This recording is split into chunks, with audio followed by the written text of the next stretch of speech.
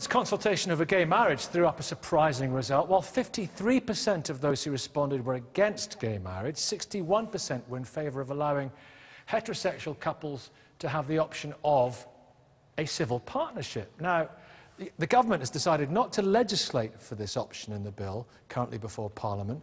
So we asked this morning, I wonder what you think, should civil partnerships be available to heterosexuals? Peter, you're very much campaigning on this, and I've just got to remind myself, because it's getting quite complicated now, isn't it? So we're going to get gay marriage, we've got civil partnerships, and obviously you've got church marriages and civil marriages for all.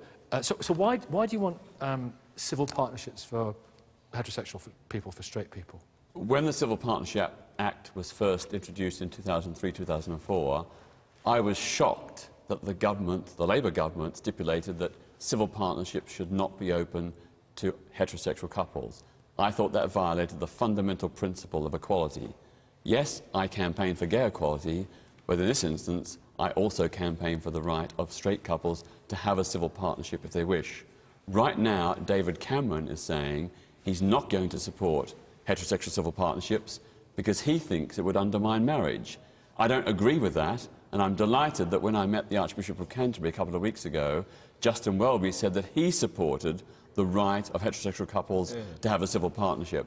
So I think the public understands this is an issue of equality, and I hope that when this amendment is voted on, that most MPs will recognise that if you're going to vote for gay equality, you must also support heterosexual equality.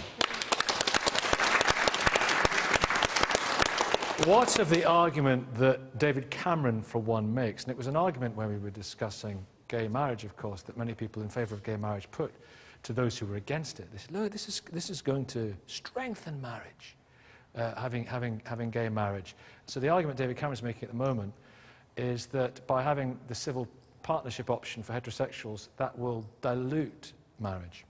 Well, as I said, obviously it's not a view shared by the Archbishop of Canterbury. Good on him. But also I think people should have a choice. You know, we shouldn't compel people to get married if they don't want to. And in a democratic society, it's a fundamental principle that we should all be equal before the law. So if we've got civil partnerships, I think heterosexual couples should be able to have them. Nikki, Sarah. I think one of the big problems is turning the argument into something too small. I don't think it's about equality. I think it does create a confusion about what marriage actually is, and I'm sure that's what he's trying to say. A civil partnership for heterosexual people would be useful if it was for maiden aunts who wanted to perhaps ensure some kind of hereditary passing down of, inheritance rights, or carers who look after elderly relatives. Then it has a meaning that doesn't confuse itself with marriage. But preserving the meaning of marriage is extremely important. And the reason why I think it's really dangerous to call it an argument about equality is we keep closing down freedom of speech about what marriage really is. And when you go to countries where same-sex marriage has been made legal, what happens is that marriage actually starts to be something that can't be talked about in the same way. Fewer people get married, and anybody who dissents from the view that they have a different way of thinking about sexuality is in big trouble. In the Netherlands, are they hounded?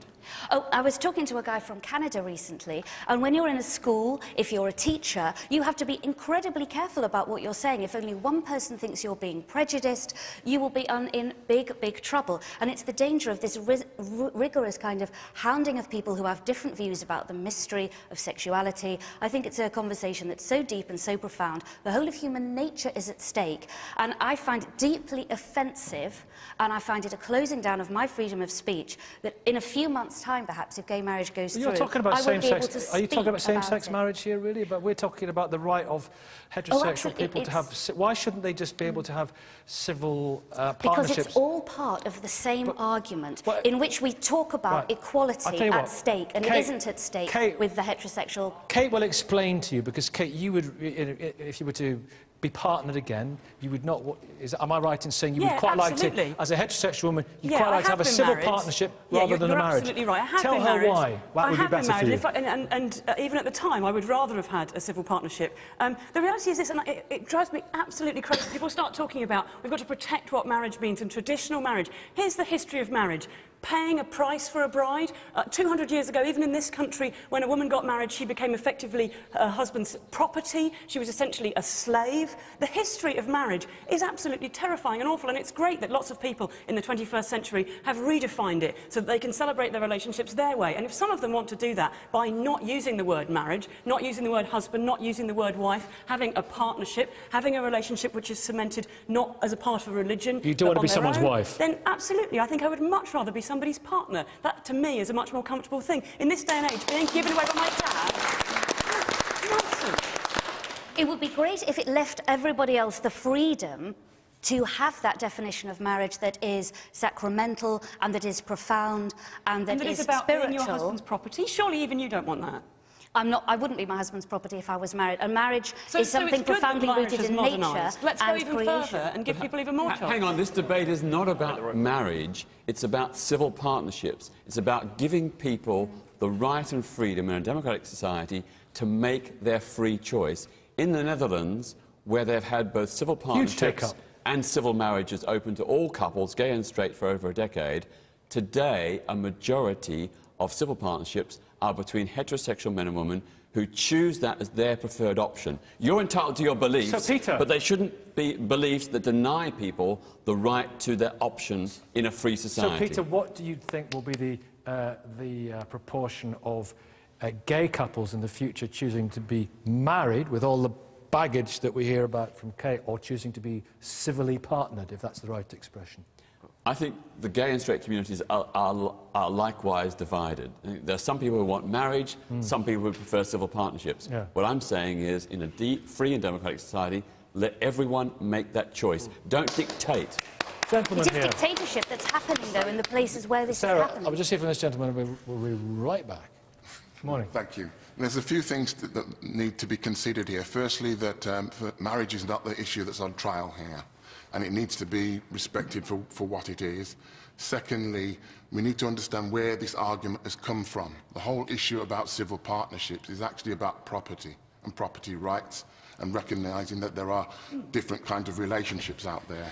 And if we take into consideration, and this is where the heterosexual argument comes in, the whole scenario of cohabiting, for example, and that's where I think this argument has built up from, recognising that folks have those circumstances, and therefore they need recognising, and that's what the law is trying to do there, recognise that there are different types of relationships. Good point. That's a really good point, because a lot of people don't want to get married, but if they had the option of a civil partnership, at least they would have some legal right and framework for them and their children. So we've teed up the question for Sarah. Would you rather people had a civil partnership to a heterosexual couple, or carried on living in, as you might well call it, sin?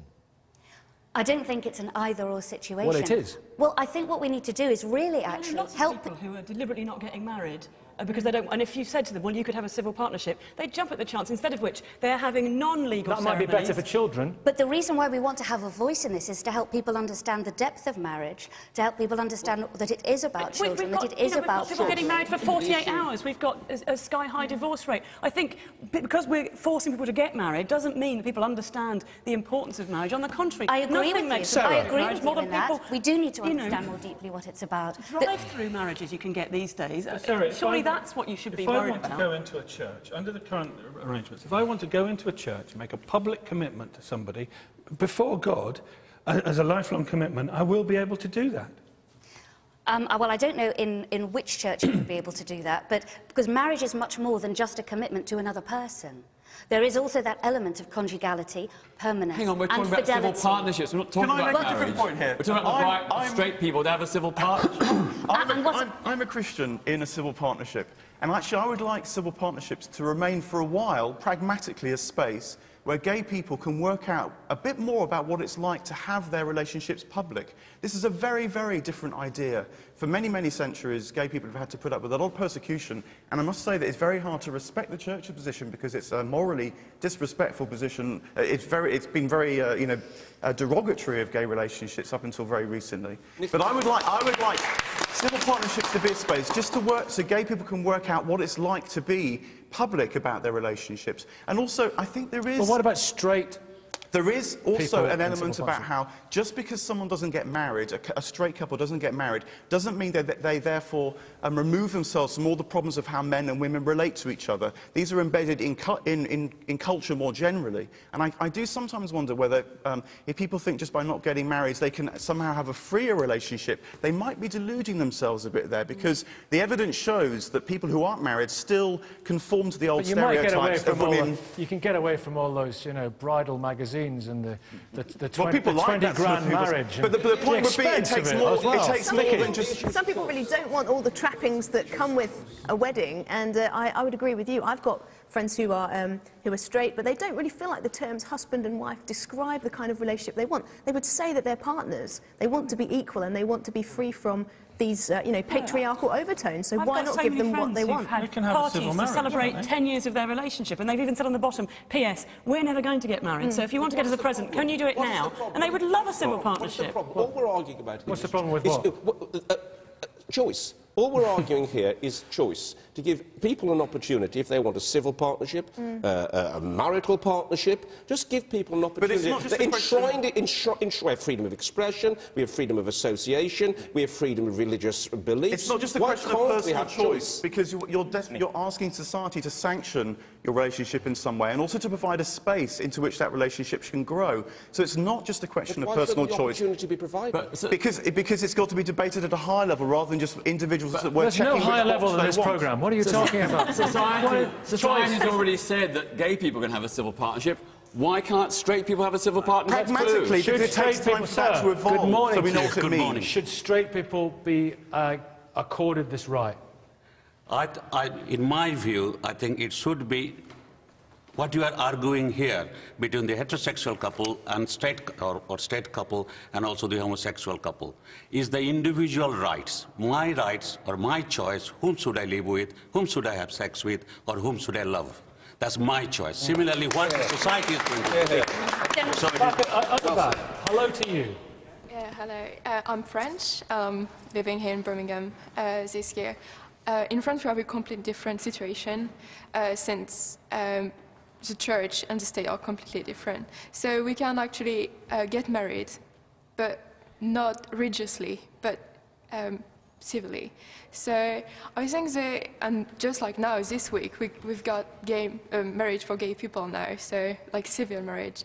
And I think that the situation is actually, the question is, what if everyone had the right to do what they want?